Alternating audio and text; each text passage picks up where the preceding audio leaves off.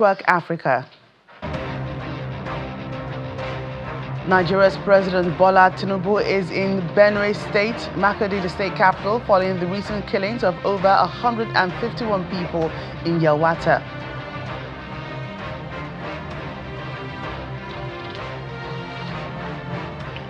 Strategic meeting to be held in Abuja this weekend.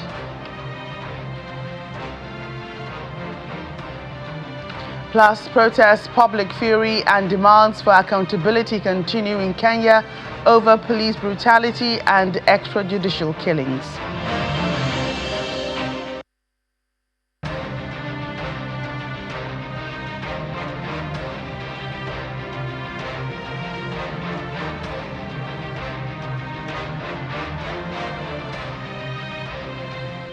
Hello, warm welcome everyone to the program. I'm Joke Rogers. We begin in Nigeria, where President Bola Tinubu is, as part of renewed efforts to foster peace and address the persistent conflict affecting communities in Benue State, is in Makurdi, the state capital, to commiserate with Governor Hyacinth Alia and the people over the killings of over 151 people in Yelwata, a border community with Nasarawa State. President Tinubu landed at the Tactical Air Command airport located along the Makurdi-Gboko Road before proceeding to Yelwata for an on-the-spot assessment of the area. He has stopped over already earlier today at the Benue State University Teaching Hospital's Makurdi to sympathize with those injured.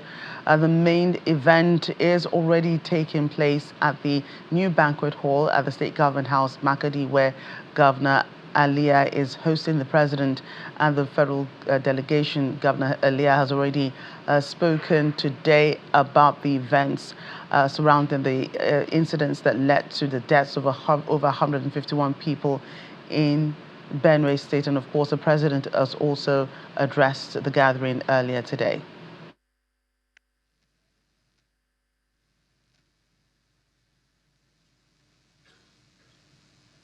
Christopher, thank you very much. I watch your comments, and I know you can't be tired of staying in the bush, and Oloyede and Basha. Thank all of you. But we need to keep our ears to the ground. Let's get to those criminals. Let's get them out.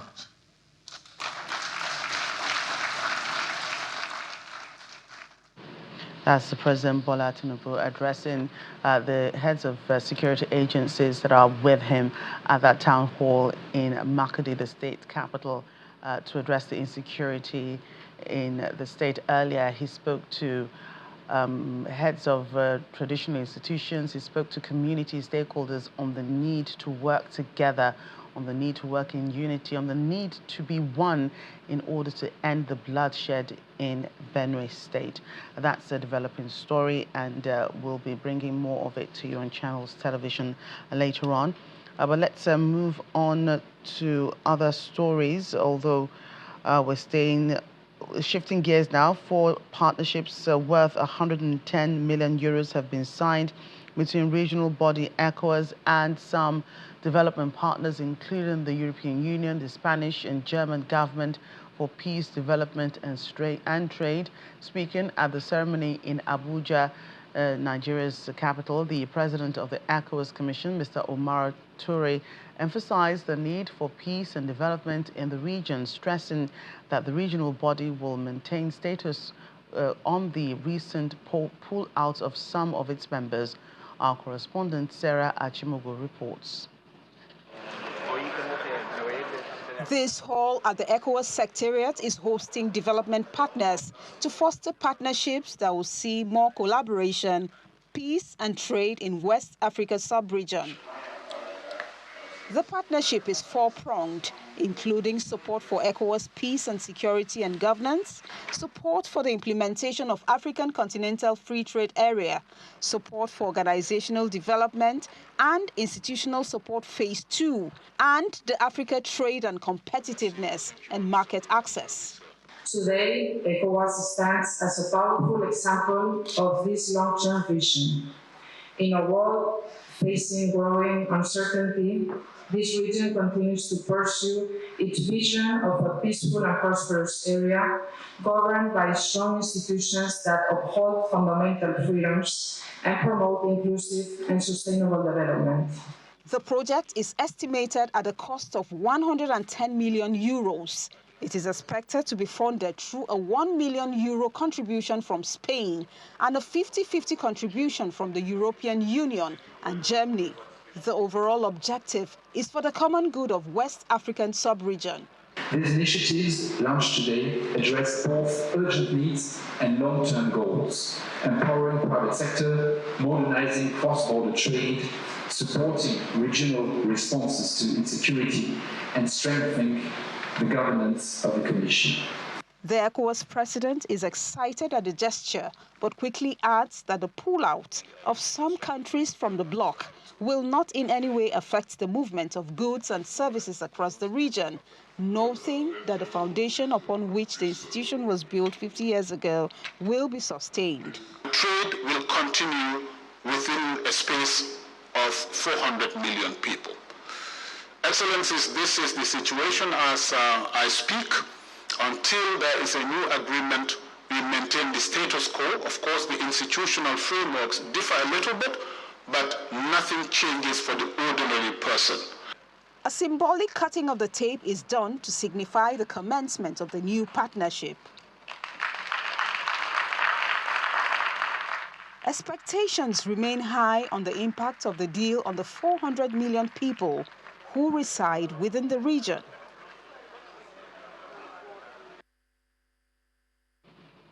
Well, this weekend will be the first edition of the West Africa Economic Summit, bringing together policymakers, business stakeholders, and youth to advance economic integration, attract investment, and promote sustainable growth across the region. It will serve as a catalyst for collaboration, innovation, and shared prosperity in the region. The theme for the summit is unlocking trade and investment opportunities. It will foster dialogue, build strategic partnerships, and strengthen regional cooperation to position West Africa as a globally competitive and unified bloc. But don't take my word for it. We'll have joining us in the studio to discuss the upcoming summit is a retired diplomat who has served in several countries, including Burkina Faso, Switzerland, Trinidad and Tobago, France and Mali, Ambassador Kenneth Nwachukwu. Ambassador Nwachukwu currently lectures at the Faculty of Military Science and Interdisciplinary Studies at the Nigerian Defense Academy. He joins us from our Abuja studio. Ambassador, thank you so much for joining us on the program today.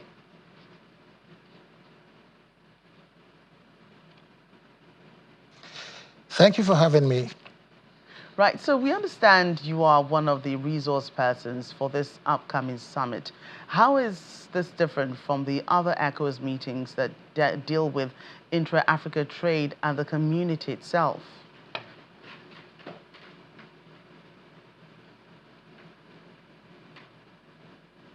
This is a unique vehicle that has been fashioned by the administration of President Bola Ahmed Tinubu with a buy-in from his colleagues, his colleague heads of state and government.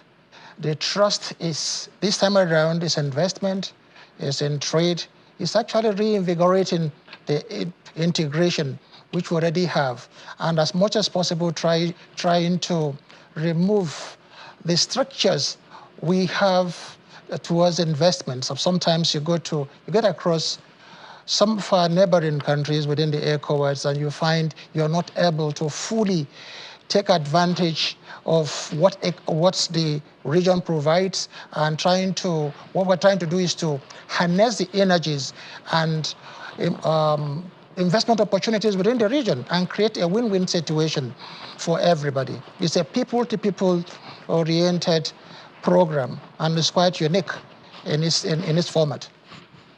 And the theme for the summit says unlocking trade and investment opportunities in the region. Would that be targeted at West African member countries and their partnerships with the private sector?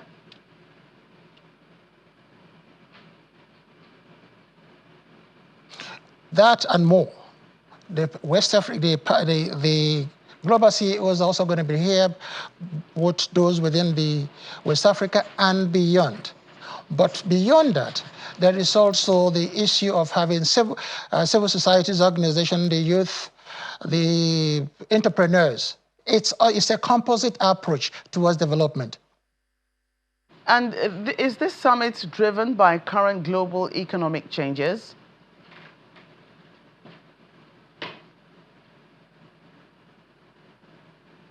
No doubt about it. What the government has done is to say, look, we're not going to rest on our oars.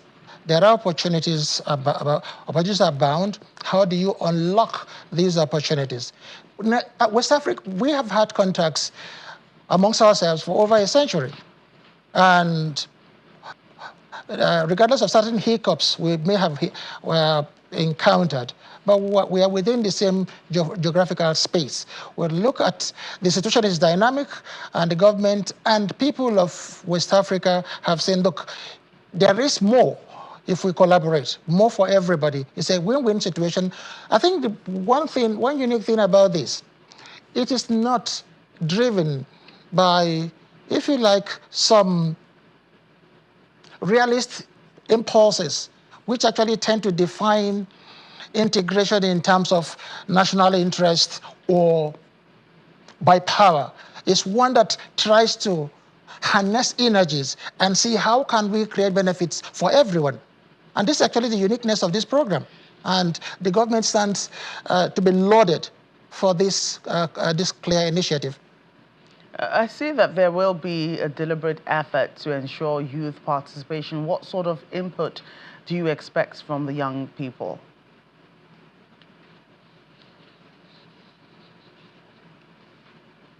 It was not long ago here that we talked about not too young to participate or to rule.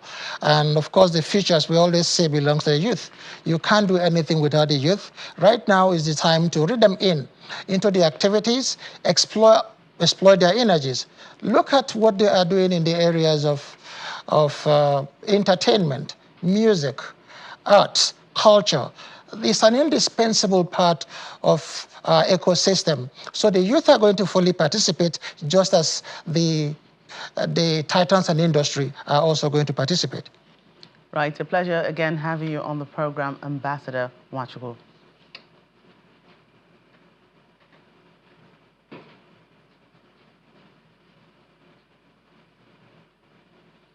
Let's move ahead. Nigeria's former Vice President, Professor Yemi Osinbajo, has called on Nigerians, especially Christians, to promote forthrightness and accountability.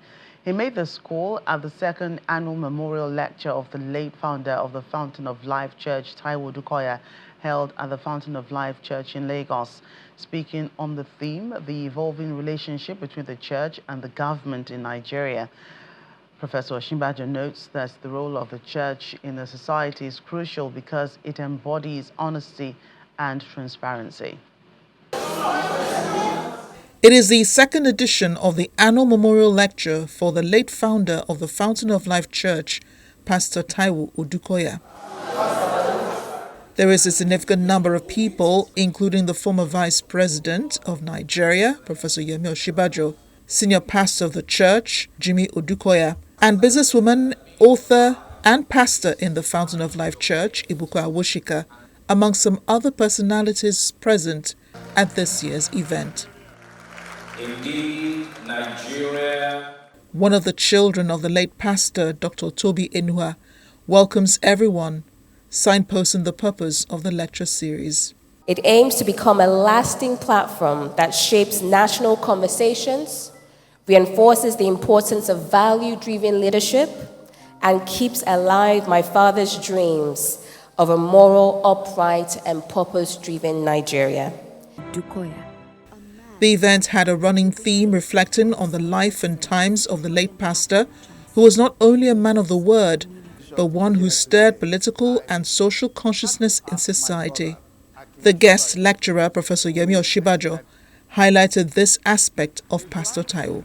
His life and times demonstrate an unfortunately disappearing attribute of leaders: authenticity. and a complete fidelity to the gospel of Jesus Christ in good times and in bad times. The main fulcrum of his lecture address emphasizes the role of the church and society as an embodiment of honesty and transparency. The role of the church is crucial. And the reason why the role of the church is crucial is because we are the ones who must talk about forthrightness, about honesty, about transparency. That is how to transform societies. If we fail in transparency, if our own accounts are opaque and nobody knows what we're doing, then we fall in a fundamental respect. After the event, Senior Pastor of the Fountain of Life Church, Pastor Jimmy Odukoya, said his father lived a life of selflessness and sacrifice. We need to endeavor daily to live a life of selflessness and sacrifice, to think of other people beyond ourselves. And I think that's what my father's life embodied, was selflessness and sacrifice. His sister, the assistant senior pastor, Tolu Dukoya, emphasized that a lot of thought was put into honoring their father. How we honor him and his legacy is trying to make this country better and getting Christians to know their place and how to work with government to ensure that the country is better for everyone. Pastor Taiwo was many things to many people, but he will always be remembered as a father, a pastor, and a leader to many in the church and the country at large.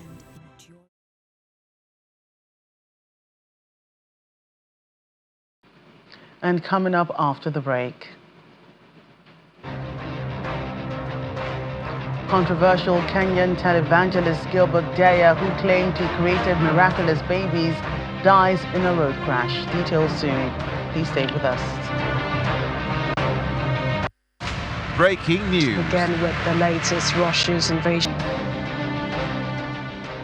Welcome back. We're in Kenya now, where hundreds of protesters have gathered on the streets of Nairobi as police fired tear gas to disperse the crowd following the death of blogger and activist Albert Ojwang while in police custody. Mr. Ojwang was arrested on June the 6th in Western Kenya for allegedly defaming Deputy Inspector General of Police Eliud Langat. He was transferred to Nairobi and was found dead at the Central Police Station 2 days later. Authorities initially claimed he had died after hitting his head against a cell wall. However, a post-mortem report revealed multiple injuries, including head trauma, neck compression, and extensive bruising. So far, 2 officers, including the head of the Central Police Station, Samson Talam, have been arrested and investigations are ongoing. Deputy Inspector General Eliud Langat is reported to have resigned, but has not acknowledged any responsibility over the blogger's death. Meanwhile, Kenyan President William Ruto has addressed the growing unrest, demanding that criminals, whether civilian or in uniform, must face justice.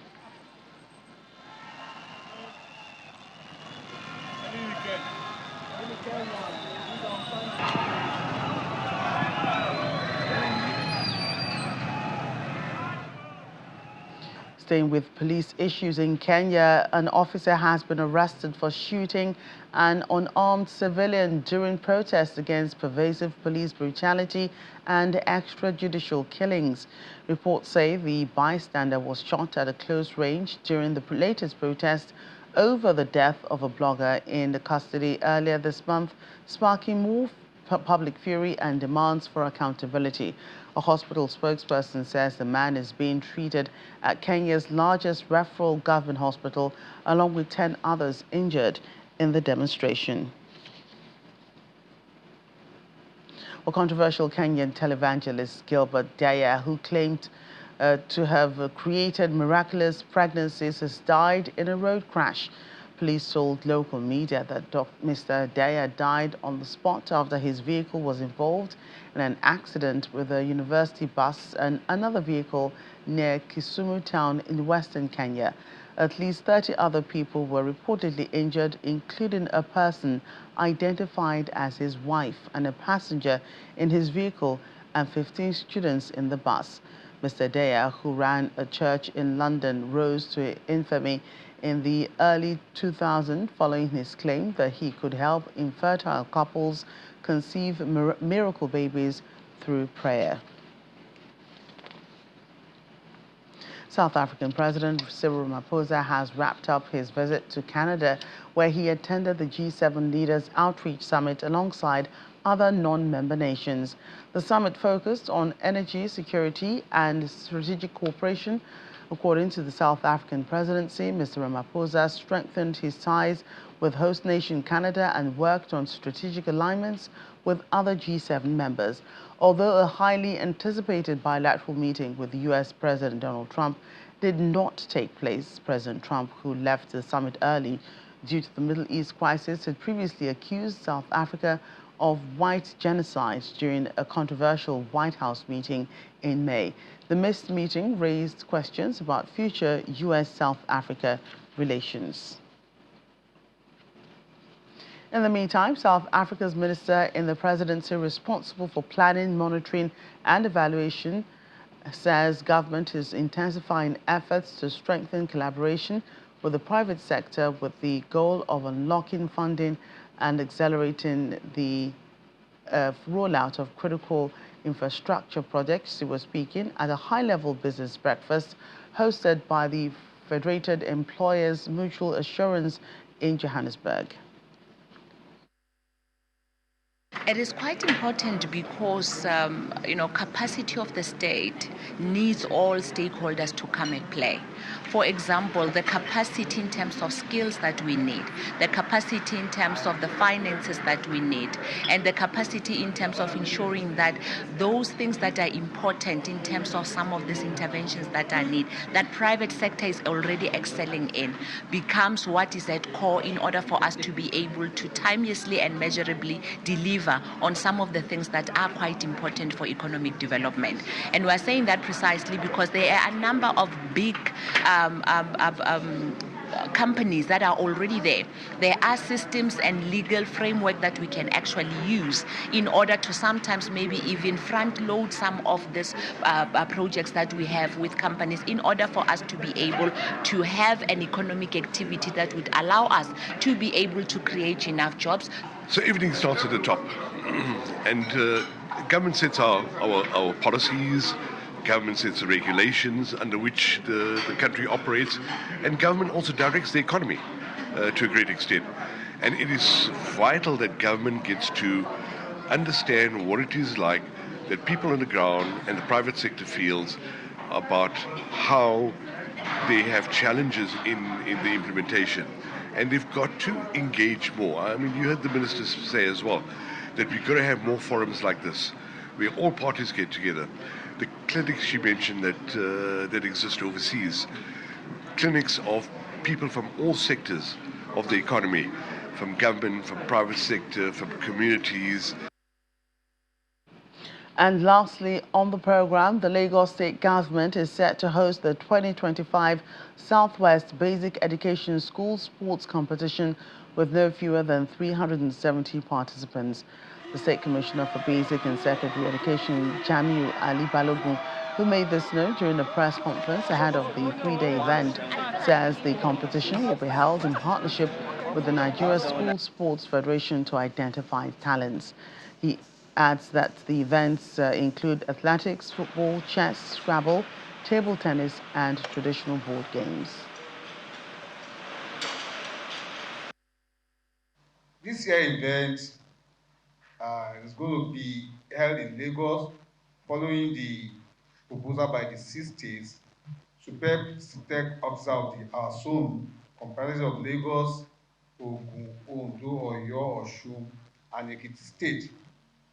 As we gather here today, I acknowledge the excellent collaboration between the Universal Basic Education Commission and the State Universal Basic Education Board and the Nigerian Sports Federation.